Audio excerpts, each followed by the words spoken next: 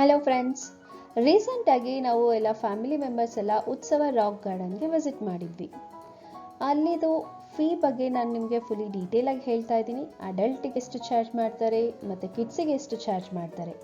ನಾವೇನಾದರೂ one day trip ಅಥವಾ ಎಲ್ಲಾದರೂ ಹೋಗುವಾಗ ಏನು ಮಾಡ್ತೀವಿ, ಓಕೆ ಲಗೇಜ್ ರೂಮ್ಸ್ ಇದೆನಾ, ಅಲ್ಲಿ ವಾಟರ್ ಬಾಟಲ್ ಸಿಗುತ್ತಾ, ಸ್ನ್ಯಾಕ್ಸ್ ಸಿಗುತ್ತಾ, ಅಥವಾ ನಾವು ಹೊರಗಡೆಯಿಂದನೇ ಕ್ಯಾರಿ ಮಾಡಬೇಕಾಗತ್ತಾ, ಕಾಸ್ಟ್ಯೂಮ್ ಚೇಂಜಿಂಗ್ ರೂಮ್ಸ್ ಇದೆನಾ, ಅಲ್ಲೆಲ್ಲ ವಾಶ್ರೂಮ್ಸ್ ಎಲ್ಲ ಫೆಸಿಲಿಟೀಸ್ ಇದೆನಾ ಅಂದ್ಬಿಟ್ಟು ಎಲ್ಲ ಥಿಂಕ್ ಮಾಡ್ತೀವಲ್ಲ, ಅದ್ರದ್ದು ಎಲ್ಲ ಡೀಟೇಲ್ಸ್ನ ಕೂಡ ನಾನು ಈ ವಿಡಿಯೋದಲ್ಲಿ ಇವತ್ತು ನಿಮಗೆ ಶೇರ್ ಮಾಡ್ತಾ ಇದ್ದೀನಿ.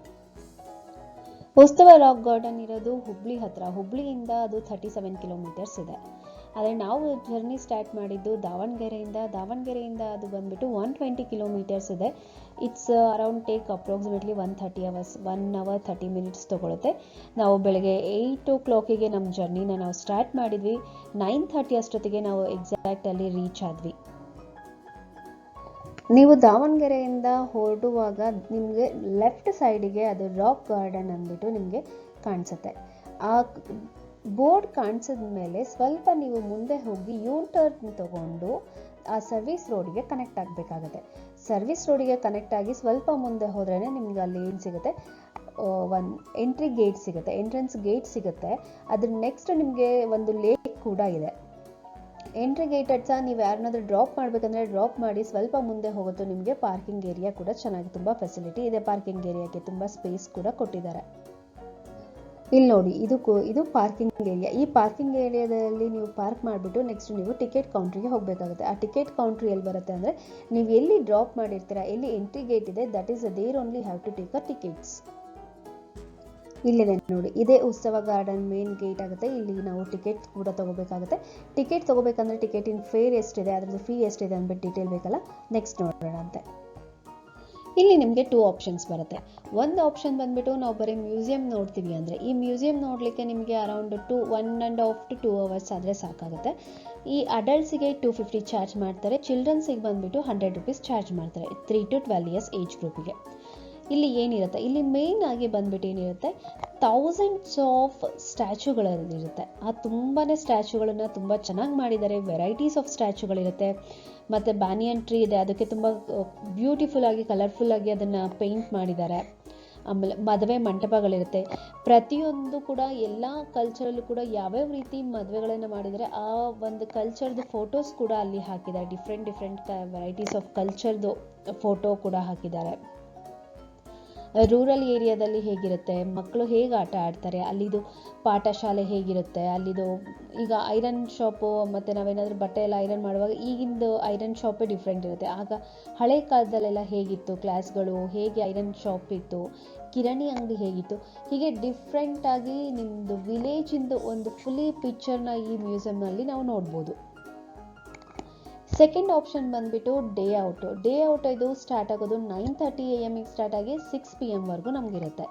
ಇಲ್ಲಿ ಏನಿರುತ್ತೆ, ಈ ಮ್ಯೂಸಿಯಂ ಕೂಡ ಇನ್ಕ್ಲೂಡ್ ಆಗಿ ಅದ್ರ ಜೊತೆಗೆ ನಮಗೆ ವಾಟರ್ ಗೇಮ್ಸ್ ಕೂಡ ಇರುತ್ತೆ, ರೈನ್ ಡ್ಯಾನ್ಸ್ ಇರುತ್ತೆ. ನಾವು ಜೊತೆಗೆ ಕಾಸ್ಟ್ಯೂಮ್ ಕೂಡ ಆಪ್ಷನ್ಸ್ ಕೊಡ್ತಾರೆ. ಅವ್ರ ಕಾಸ್ಟ್ಯೂಮ್ ಕೂಡ ನಾವು ಚೇಂಜ್ ಮಾಡ್ಬೋದು. ಲೈಕ್ ನಾವು ರಾಜಸ್ಥಾನಿ ಕಾಸ್ಟ್ಯೂಮ್ ಹಾಕ್ತೀವಿ ಅಂದರೆ ರಾಜಸ್ಥಾನಿ ಕೊಡ್ತಾರೆ, ಅಥವಾ ವಿಲೇಜ್ ಕಾಸ್ಟ್ಯೂಮ್ ಹಾಕ್ತೀವಿ ಅಂದರೆ ವಿಲೇಜ್ ಕಾಸ್ಟ್ಯೂಮ್ಗೂ ಕೂಡ ಆಪ್ಷನ್ ಇರುತ್ತೆ. ನೆಕ್ಸ್ಟ್ ಟಂಗಾ ರೈಡ್ ಇರುತ್ತೆ, ಬುಲಕ್ ಆರ್ಟ್ ಇರುತ್ತೆ. ಈ ಫೆಸಿಲಿಟಿ ಬಂದ್ಬಿಟ್ಟು ನಮಗೆ ಆಫ್ಟರ್ನೂನಲ್ಲಿ ಕೊಡ್ತಾರೆ. ವಿತ್ ಇದು ಬ್ರೇಕ್ಫಾಸ್ಟ್, ಲಂಚ್ ಆ್ಯಂಡ್ ಸ್ನ್ಯಾಕ್ಸ್ ಕೂಡ ಇರುತ್ತೆ. ನಾವು ಟಿಕೆಟ್ ತೊಗೊಂಡ್ಮೇಲೆ ಅವ್ರನ್ನ ಏನು ಮಾಡ್ತಾರೆ, ನಮಗೆ ಈ ಥರ ಒಂದು ಸ್ಲಿಪ್ ಕೊಡ್ತಾರೆ. ಆ ಸ್ಲಿಪ್ಪಲ್ಲಿ ನೀವು ಎಷ್ಟು ಪೇ ಮಾಡಿದಿರಿ, ಎಷ್ಟು ಜನ ಇದ್ದೀರಿ ಅಂದ್ಬಿಟ್ಟು ಮೆನ್ಷನ್ ಮಾಡಿರ್ತಾರೆ. ಜೊತೆಗೆ ನಿಮ್ಮ ಹೆಸರು, ಒಂದು ಕಾಂಟ್ಯಾಕ್ಟ್ ನಂಬರ್ ಕೂಡ ಮೆನ್ಷನ್ ಮಾಡಿರ್ತಾರೆ. ನೆಕ್ಸ್ಟ್ ಬಂದ್ಬಿಟ್ಟು ಈ ಥರ ಬ್ಯಾಂಡ್, ನೀವೇನಾದರೂ 5 ಟಿಕೆಟ್ಸ್ ತೊಗೊಂಡಿದ್ದೀರಿ ಅಂದರೆ 5 ಬ್ಯಾಂಡ್ಸ್ ಕೊಡ್ತಾರೆ. ಅದೇ ಥರನೇ 5 ಕೂಪನ್ಸ್ ಕೂಡ ಕೊಡ್ತಾರೆ.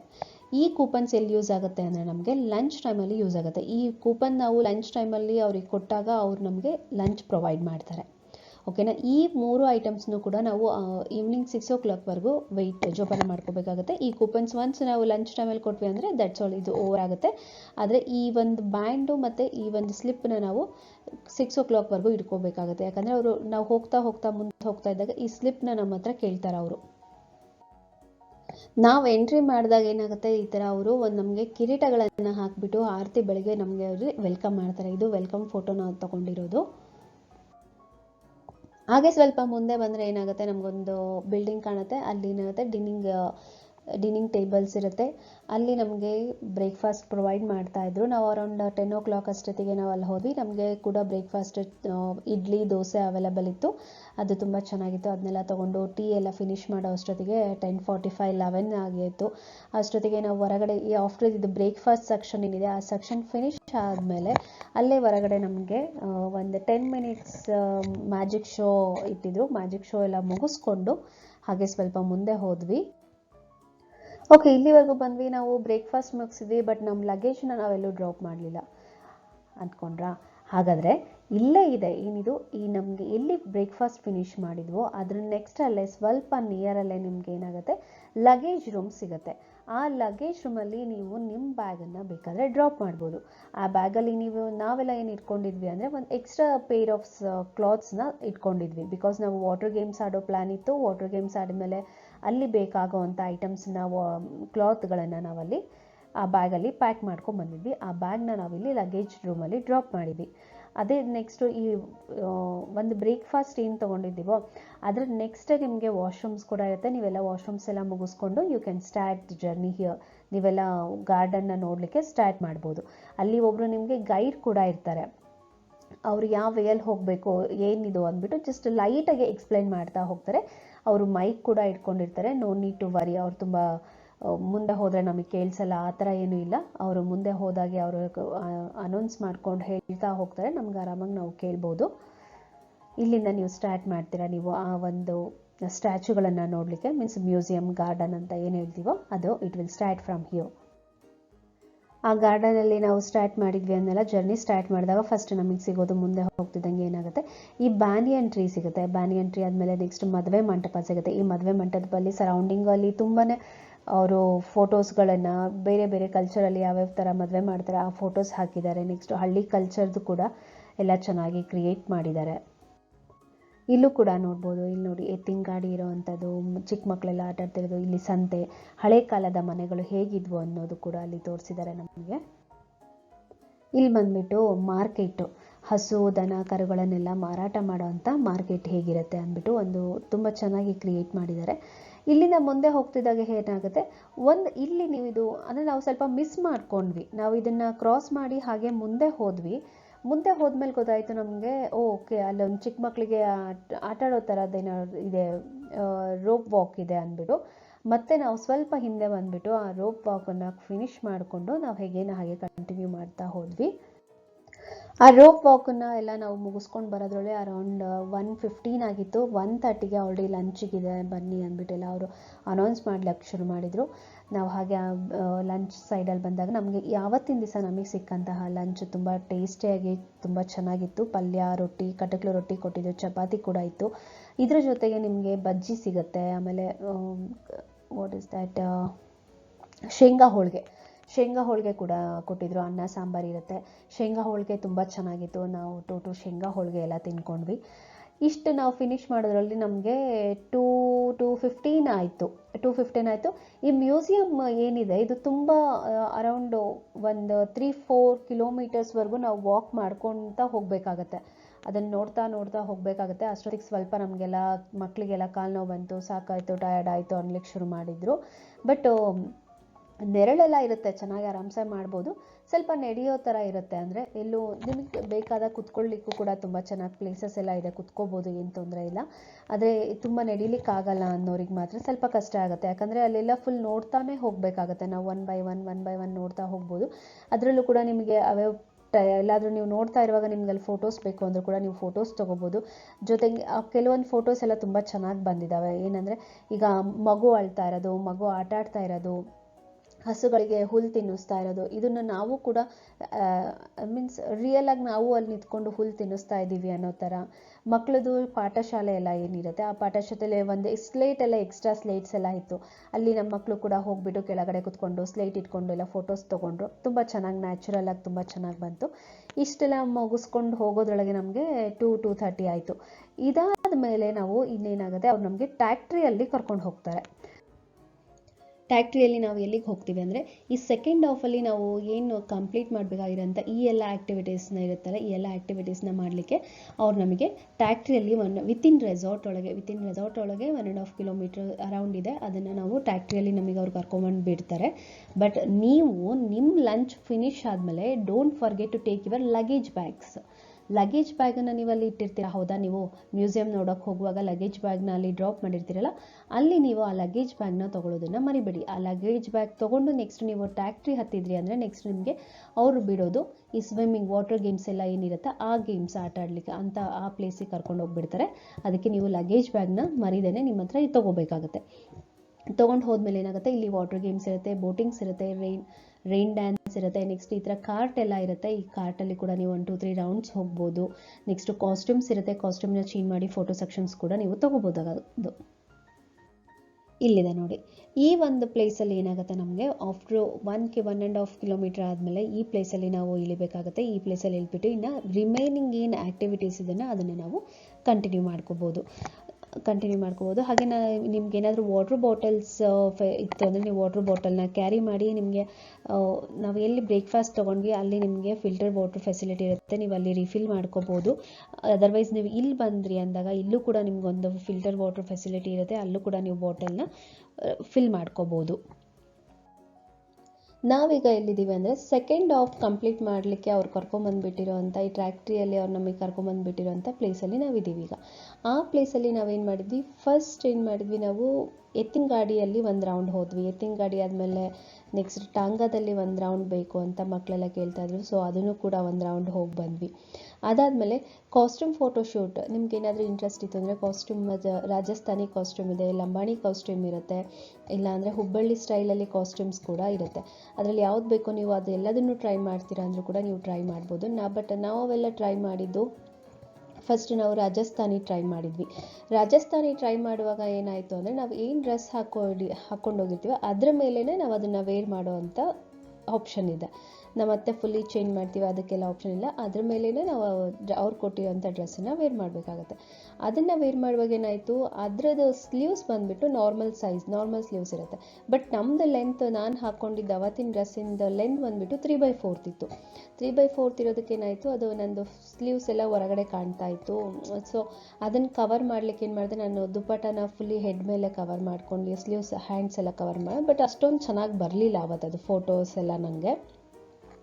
ಯಾರಾದರೂ ನೀವು ಈ ಥರ ಏನಾದರೂ ಫೋಟೋಶೂಟ್ಸಿಗೆ ಏನಾದರೂ ಟ್ರೈ ಮಾಡ್ತೀರಾ ಅಂದರೆ ಬೆಟರ್ ನೀವು ನಾರ್ಮಲ್ ಸ್ಲೀವ್ ಲೆಂತ್ ಏನಿರುತ್ತೆ ಅದನ್ನು ಯೂಸ್ ಮಾಡ್ಕೊಳ್ಳಿ. ಬಟ್ 3/4 ಹಾಕಿದ್ರಿ ಅಂದರೆ ಅಷ್ಟು ಚೆನ್ನಾಗಿ ಅನಿಸೋದಿಲ್ಲ. ಆದರೆ ನೆಕ್ಸ್ಟ್ ಆ ಕಾಸ್ಟ್ಯೂಮ್ ರಾಜಸ್ಥಾನಿ ಕಾಸ್ಟ್ಯೂಮ್ ಆದಮೇಲೆ ಏನಾದರೂ ರಾಜಸ್ಥಾನಿ ಕಾಸ್ಟ್ಯೂಮ್ ತೊಗೊಳ್ಳುವಾಗ ಟ್ರೈ ಮಾಡುವಾಗ ಅದ್ರ ಜೊತೆಗೆ ನಮಗೆ ಪೇಂಟೆಡ್ ಮಡಿಕೆ ಎಲ್ಲ ಚೆನ್ನಾಗಿತ್ತು. ಮಡಿಕೆ ಜೊತೆಗೆಲ್ಲ ಮಡಿಕೆ ಇಟ್ಕೊಂಡು ಅದನ್ನು ಲೈಕ್ ಕೊಡ್ಪಾನದ ಥರ ಸೊಂಟದ ಮೇಲೆಲ್ಲ ಇಟ್ಕೊಂಡು ನಾವು ಅದನ್ನು ನೀರಿಗೆ ಹೋಗೋ ಥರ ಹಿಂಗೆ ಕೈಯಲ್ಲಿ ಇಟ್ಕೊಂಡು ಅದೆಲ್ಲ ಟ್ರೈ ಮಾಡಿದ್ವಿ. ಆ ಫೋಟೋಸ್ ಎಲ್ಲ ತುಂಬ ಚೆನ್ನಾಗಿ ಬಂತು. ಅದರ ನೆಕ್ಸ್ಟ್ ಬಂದುಬಿಟ್ಟು ನಿಮಗೆ ಈವನ್ ಮಕ್ಕಳಿಗೂ ಕೂಡ ಸೈಜಸ್ ಅವೈಲೇಬಲ್ ಇದೆ. ನೀವು ಸ್ವಲ್ಪ ವೆಯ್ಟ್ ಮಾಡಿ, ಅವರು ರಶ್ ಇತ್ತು ಅಂದರೆ ಸ್ವಲ್ಪ ವೆಯ್ಟ್ ಮಾಡಿ ಕೇಳಿ ಅವ್ರ ಹತ್ರ. ಅವ್ರ ಮಕ್ಕಳಿಗೂ ಕೂಡ ಸೈಜಸ್ ಅವೈಲೇಬಲ್ ಇದೆ, ಮಕ್ಕಳಿಗೂ ಕೂಡ ನೀವು ಟ್ರೈ ಮಾಡ್ಬೋದು.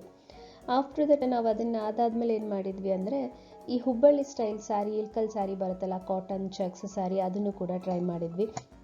ಅದನ್ನು ಅವರೇ ನಮಗೆ ವೇರ್ ಮಾಡಲಿಕ್ಕೆ ಹೆಲ್ಪ್ ಮಾಡಿದರು.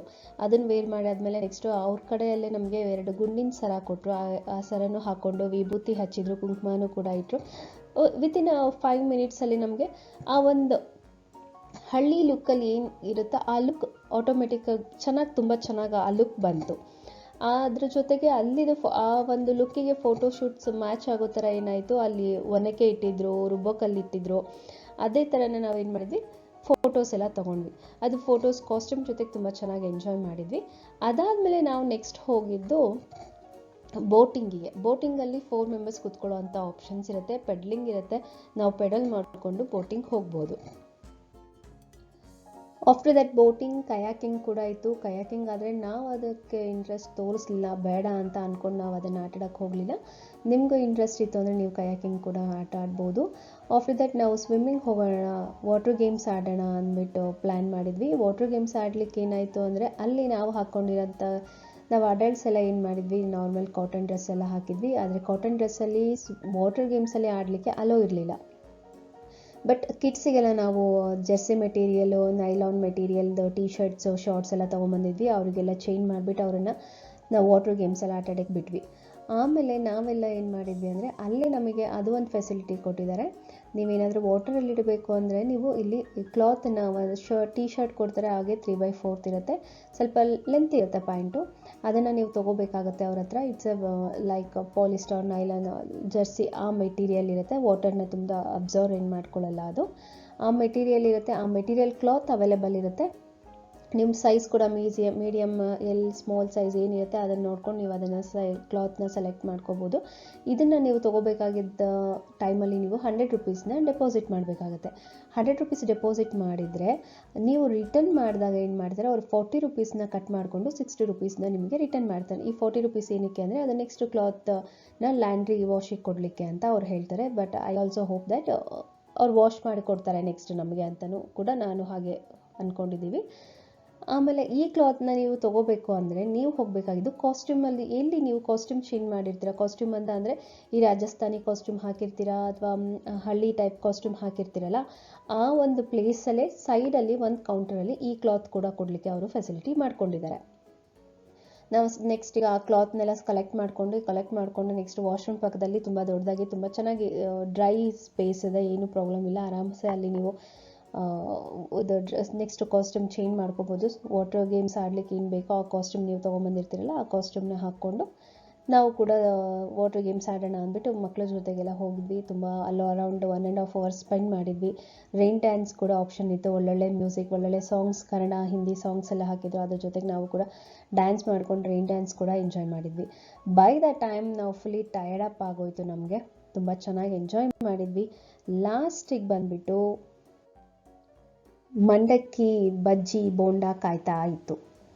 ಲಾಸ್ಟಿಗೆ ನಾವು ಹೋಗ್ಬಿಟ್ಟು ಡ್ರೆಸ್ ಎಲ್ಲ ಚೇಂಜ್ ಮಾಡಿಬಿಟ್ಟು ಅವ್ರು ಕೊಟ್ಟಿರೋಂಥ ಕಾಸ್ಟ್ಯೂಮ್ನ ರಿಟರ್ನ್ ಮಾಡಿದ್ವಿ. ನಾವು ಸ್ವಿಮ್ಮಿಂಗ್ ಕಾಸ್ಟ್ಯೂಮ್ನ ರಿಟರ್ನ್ ಮಾಡಿಬಿಟ್ಟು 40 ರುಪೀಸ್ನ 60 ರುಪೀಸ್ನ ಕಲೆಕ್ಟ್ ಮಾಡ್ಕೊಂಡ್ವಿ. 40 ರುಪೀಸ್ ಅವರೇ ಕಟ್ ಮಾಡ್ಕೊಳ್ತಾರೆ.